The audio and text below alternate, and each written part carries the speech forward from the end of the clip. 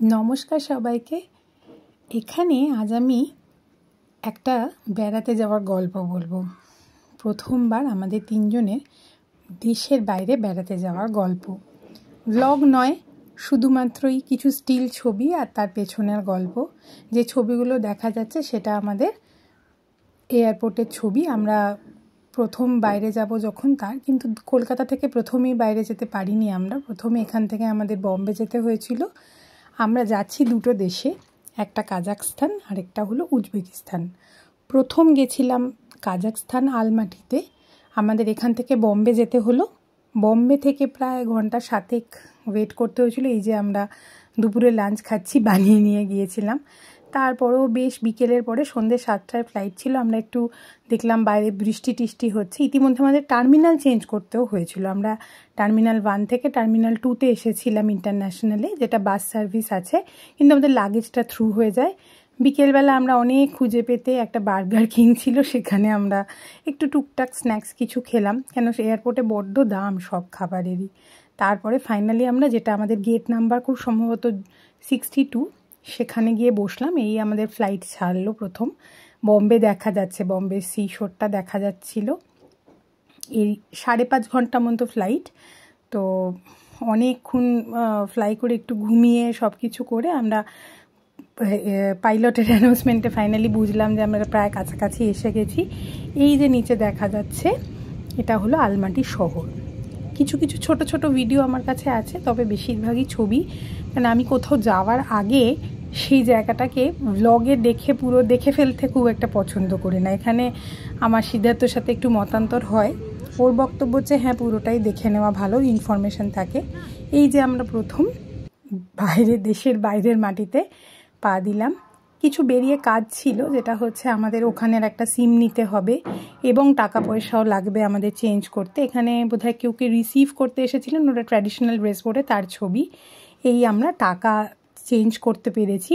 এখান থেকে অল্প কিছু ডলার নিয়ে যাওয়া হয়েছিল এবং সিদ্ধার্থের একটা কার্ড ছিল যেটা ওখানে অ্যাক্টিভ করা ছিল। তো আমরা এক্সচেঞ্জ করে, সিমটা লাগবে কেন, আমাদের ক্যাব বুক করতে গেলেই আমাদের সিম লাগবে। ওখানে ইয়ান্ডেক্স গো বলে একটা ক্যাব চলে, সেটাই আমরা বুক করেছিলাম। এই যে এসছে, এইতে করে আমরা একটা আমাদের গন্তব্য, এটা কার্মিসোভা স্ট্রিট বলে একটা জায়গা। একটা এয়ারবিএনবি গোছের ছিল। এটা 2 কামরার একটা এয়ারবিএনবি, 2 নয় প্রায় 2.5 কামরার একটা এয়ারবিএনবি ছিল। সেখানে আমরা গেলাম রাত্রির। এইটা বেশ দেরি হয়েছিল, তার কারণ হচ্ছে আমাদের না প্লেনটা ছাড়তেই দেরি হয়েছিল 40 মিনিট। বম্বেতে তো বড্ড এয়ার ট্রাফিক, সেজন্য বেশ দেরি হয়েছিল। এবং সেখান থেকে গিয়ে আমরা প্রায় 1টা নাগাদ পৌঁছাই। 12:30টায় বোধহয় পৌঁছানোর ছিল। সব কিছু করে টোরে এয়ারপোর্ট থেকে বেরোতেই লাগলো প্রায় 2:45। আমরা পৌঁছালাম 2:30 3:45 নাগাদ আমরা ওখানে পৌঁছাই। এবং পৌঁছে যেটা হয় সেটা হচ্ছে, আমরা উপরে উঠলাম। আমাদের বেশ অনেকটা উঁচুতে, 4 তলার উপরে একটা এয়ারবিএনবি ছিল। তো যিনি হোস্ট, তিনি আমাদের বড় সুটকেসটা তুলে আমাদের উপকার করেন এবং বাকি দুটো আমরা দুজনে মিলে তোলাতুলি করে আমরা ওখানে পৌঁছাই একটু ঘুমিয়ে নেওয়ার জন্য। অ্যাকচুয়ালি না হলে আমাদের তো রাতে থাকবার কোনো সেভাবে, ঠিক এয়ারপোর্টেও কিভাবে থাকা যাবে, কেন সবাই বলেছিলেন যে এয়ারপোর্টটা বড়ই ছোট। তাই জন্য আমরা বিশেষ আর চাপ না নিয়ে ওটা একটা এয়ারবিএনবি বুক করা হয়েছিল, যেটা মোটামুটি বেশ একটা কাছাকাছি। এই যে লোকটির ছবি, খুব হেল্পফুল ছিল, আমাদের সমস্ত লাগেজ তুলে দেয়। এই দুটো ঘর, দুটোতেই দুটো ডাবল বেড পাতা ছিল। একটা মাঝখানে করিডোরে একটা বেশ সুন্দর আয়না করে ড্রেসিং টেবিল ছিল, তার উল্টো দিকে এই যে বাথটব, শুদ্ধ একটা বাথরুম। এই আরেকটি ঘর, সেখানে ইস্ত্রি সমস্ত আয়রন করারও ফেসিলিটি ছিল। এবং আরেকটা ছবি তোলা নেই, এটা হচ্ছে রান্নাঘর কাম খাবার জায়গা, একটা ছোট কিচেন সেটআপও ছিল। তো সেখানে আমাদের একটা বাঙ্ক বেড মতো করা ছিল, বেশ মিষ্টি।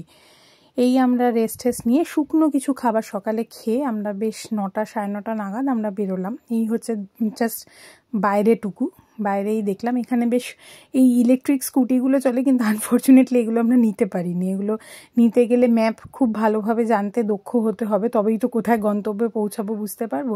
এটা একটা অপেরা হাউসের মতো লেগেছিল দেখতে, কিন্তু কি ঠিক সেটা বোঝা যায়নি। কিন্তু আমরা মেজারলি পায়ে হেঁটেই যাচ্ছিলাম যেখানে যেতে চাইছিলাম। এখানে একটা 2GIS বলে একটা অ্যাপ চলে, যেটা রাশিয়ান ভাষা, একটু ইংলিশও বোঝা যায়। তো সিদ্ধার্থ ওইটা এবং গুগল ম্যাপ দুটোই দেখে আমাদের নেভিগেট করছিল। তো হেঁটে হেঁটে আমরা প্রথমে যাই হচ্ছে জেনকভ ক্যাথিড্রাল, এবং তার পাশে একটা ওয়ার মেমোরিয়াল মতো আছে, এই যে দেখা যাচ্ছে। এটা আমরা পুরোটা দেখতে পাইনি প্রথম দিন আমরা খুব অ্যাট্রাক্টেড হয়ে জেনকভ ক্যাথিড্রালের দিকেই চলে গিয়েছিলাম। এই যেটা ছবি দেখা যাচ্ছে, এর সামনে অনেক কিছু বাচ্চাদের গাড়ি চড়া এসব কিছু আছে, এবং এটা বোধহয় এশিয়ার দ্বিতীয় বৃহত্তম একটা চার্চ, যেখানে কোনো পেরেক নেই, মানে পুরোটাই পেরেকবিহীনভাবে বানানো। যদিও আমি খুব ইনফরমেশন এখানে দিতে চাই না, কারণ ইনফরমেশনের ব্লগ প্রচুর দেখতে পাওয়া যায় সব জায়গাতেই। আমি শুধু আমাদের তিনজনের ঘোরার অভিজ্ঞতা এবং একটা নতুন দেশে নতুন মানুষদের সাথে কিভাবে তারা কীরম জীবন কাটায় সেই গল্প বলতেই বেশি আগ্রহী। অসাধারণ ভেতরটা চার্চের, মানে আমি এত সুন্দর চার্চ কোনোদিন দেখিনি। আমার স্কুলের কাছে ওই সেন্ট পলস ক্যাথিড্রাল ছিল, তার ভেতরটাও ভারী সুন্দর, অসম্ভব সুন্দর, কিন্তু এটা একটা অদ্ভুত রকম ভেতরটা ছিল। এবং এখানে নিয়ম হচ্ছে যে ছেলেদের টুপি থাকলে মাথায় টুপি খুলে ঢুকতে হবে এবং মেয়েদের স্কার্ফ পরতে হবে। আমি জানি না এই ধরনের এই দুটো কান্ট্রিতেই আমরা দেখলাম যে এদের বিবাহিত মেয়েরা ঠিক হিজাব নয়, স্কার্ফ পরেন সবাই প্রায়।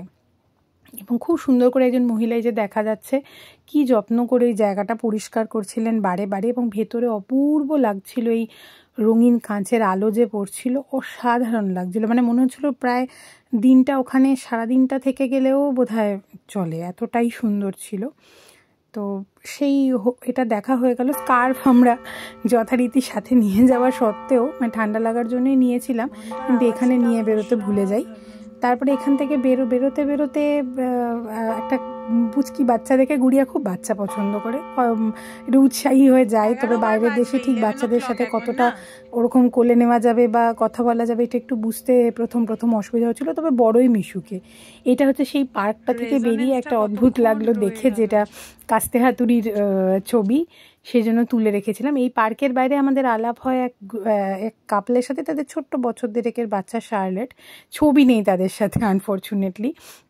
তারা কাছাকাছি সিদ্ধার্থ জিজ্ঞাসা করে যে খাবার জায়গা কেন, আমাদের তো কিছু খাওয়া হয়নি সকাল থেকে সেরকম, ও ঠিক বুঝতে পারছিল না কোথায় হবে। তো এই ভদ্রমহিলা কাজাকস্তানের এবং ভদ্রলোক ইংল্যান্ডের এডুকেশন সিস্টেমে আছেন, তো তারাই বলে দেয় নাভাতে। এই যে দেখা যাচ্ছে নাভাতে আমরা ঢুকি, এবং ওই যে ড্রিঙ্কগুলো দিয়েছিল ওগুলোকে শালাব বলে, খুব সম্ভবত কিছুটা মিল্ক ফার্মেন্টেড প্রোডাক্ট, ওরা কমপ্লিমেন্টারি দিয়েছিল। এবং আমরা মোটামুটি ছবি দেখে প্রায়, তবে এদের কাছে এরা একটু বড় রেস্টুরেন্ট বলে এদের কাছে কিন্তু ছিল ইংলিশে মেনু কার্ডও ছিল। তো আমরা একটা খুব বিখ্যাত ডিশ, যদিও সেটা কাজাকস্তানের নয়, উজবেকিস্তানের, এই যে দেখা যাচ্ছে পিলফ।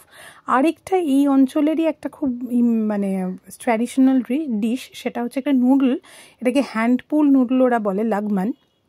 সেটা এই দুটো অর্ডার করেছিলাম, সঙ্গে একটা স্যুপ মতো জিনিস।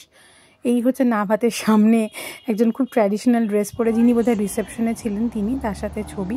এটা হচ্ছে রাস্তার সামনেটা। এরপরে আমরা আমাদের সেই ক্যাবে করেই আমরা পৌঁছাই হচ্ছে এরপরের আমাদের গন্তব্য জু দেখা। আমরা যেখানেই যাই জু দেখতে বড় ভালোবাসি আমরা তিনজনেই।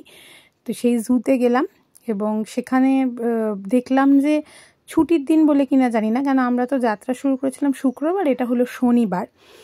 অসংখ্য বাচ্চা, মানে বাচ্চা নানা সাইজের, প্যারাম্বুলেটারে, স্ট্রলারে, ভীষণ মিষ্টি মিষ্টি বাচ্চা কাচ্চা ঘুরে বেড়াচ্ছে। আমরা প্রচুর কিছু দেখেছিলাম। এই যে মিরক্যাট দেখা যাচ্ছে, অনেক ছবি আছে সিদ্ধার্থর ক্যামেরাতেও প্রচুর, আর প্রচুর এক বড় একটা রেপটাইল হাউস আছে। যদিও রেপটাইল দেখতে আমি খুবই অনাগ্রহী, আমার একটু অস্বস্তি হয়, তবুও মানে এত যত্ন করে রেখেছে পশুগুলোকে এরা, দেখতে ভালো লাগছিল, খুবই ভালো লাগছিল। এবং বড় জন্তুও আমরা প্রচুর দেখেছি, মানে অসংখ্য বড় জন্তু দেখা যাচ্ছিল।